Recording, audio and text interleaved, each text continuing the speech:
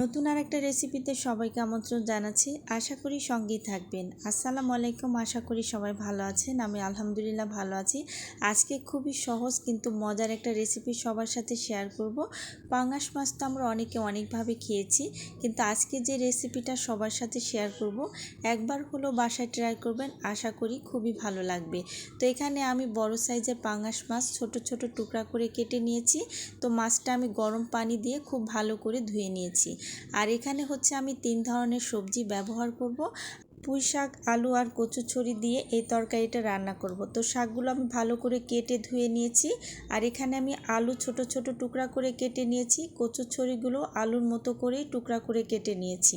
এবারে কাঁচামরিচ কুচি আর পেঁয়াজ কুচি দিয়ে দিচ্ছি। এই তরকারিতে কিন্তু একটু ঝাল ঝাল করে রান্না করলে বেশি মজার হয়। এবারে এর মধ্যে 1 চা চামচ রসুন বাটা, 1 চা চামচ জিরা বাটা আর 1 চা চামচ আদা বাটা দিয়ে দিচ্ছি। এই তরকারিতে একটু মশলার পরিমাণটা বেশি করে দিলে বেশি মজার হয়। হলুদের গুঁড়া দিয়ে দিলাম 1/2 চা চামচের একটু বেশি, আর লাল মরিচের গুঁড়া দিয়ে দিচ্ছি 1 চা চামচ, ধনিয়ার গুঁড়া 1 চা চামচ, স্বাদ অনুযায়ী লবণ দিয়ে দিলাম। এবারই সবগুলো উপকরণ খুব ভালো করে হাত দিয়ে একটু মিশিয়ে নিতে হবে। এই তরকারিটা কিন্তু একটু সময় নিয়ে সবজিগুলো মাখাতে হবে। তরকারিতে যত ভালো করে মাখানো যাবে তরকারির টেস্ট কিন্তু ততটাই বেড়ে যাবে। দেখতে পাচ্ছেন তরকারি কিন্তু অনেকটাই নরম হয়ে আসছে। এবার এর মধ্যে আমি পরিমাণ মতো তেল দিয়ে দিচ্ছি। তেলটা দেওয়ার পর আবারও ভালো করে সবজিগুলো মাখিয়ে নিতে হবে। ভালো করে তেলটা মিশানোর পর এবার এর মধ্যে আমি মাছগুলো দিয়ে দিচ্ছি। মাছটা দেওয়ার পর আবারও সবজির সাথে মাছটা খুব ভালো করে একটু মিশিয়ে নিতে হবে। একটু সময় নিয়ে ভালো করে মেশাতে হবে, কারণ মাখানোর মধ্যেই কিন্তু অনেকটা টেস্ট চলে আসে। তো এবারে আমি হাতটা ধুয়ে পরিমাণ মতো একটু পানি দিয়ে দিলাম। এই তরকারি থেকে কিন্তু পানি উঠবে, এই কারণে একটু বুঝে শুনে পানিটা দিতে হবে। একটু মাখা মাখা করে পানিটা দিতে হবে। এবারে আমি তরকারিটা চুলাতে বসিয়ে দিব। এই পর্বে কিন্তু তরকারি থেকে বলক চলে আসছে। এবারে আবার একটু নেড়ে চেড়ে দিলাম। তরকারিটা নাড়াচাড়া দেওয়ার পর কিছুক্ষণ রান্না করতে হবে। তরকারি থেকে কিন্তু যথেষ্ট পানি উঠেছে, এই পুরা পানিটাই কিন্তু শুকিয়ে নিতে হবে।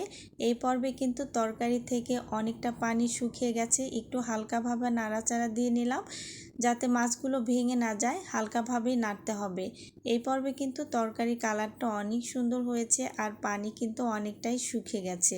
এবারে হালকা একটু নাড়াচাড়া দিয়ে নিলাম। নিচ থেকে কিন্তু হালকা একটু লেগে গেছে, আর এই তরকারিটা কিন্তু নিচ থেকে একটু লেগে লেগে যাবে, তবে কিন্তু এই তরকারিটা বেশি মজার হবে। তা আবারও একটু হালকাভাবে নেড়ে দিলাম, আর এইভাবে একটু ঘুরে ঘুরে সম্পূর্ণ পানিটা শুকিয়ে নিতে হবে। পানি সম্পূর্ণ শুকালেই কিন্তু এই তরকারিটা বেশি মজার হয়। এই পর্বে কিন্তু আমার তরকারিটা হয়ে গেছে। এবারে কিন্তু আমি চুলা থেকে তরকারিটা নামিয়ে নিলাম। এবারে ডেকোরেশন করে পরিবেশন করব। আজকের ভিডিও যদি ভালো লাগে আর যারা কখনো পাঙ্গাস মাছ খান নাই তারা একবার হলেও আজকের রেসিপিটা ফলো করে একবার হলো রান্না করে খাবেন। আশা করি খুবই ভালো লাগবে। রেসিপি ভালো লাগলে অবশ্যই একটা লাইক দিবেন, আর নতুন নতুন রেসিপি পেতে হলে আমার চ্যানেলটি সাবস্ক্রাইব করবেন। আবারও কথা হবে নতুন কোনো রেসিপি নিয়ে। সেই পর্যন্ত সবাই ভালো থাকবেন। আল্লাহ হাফেজ।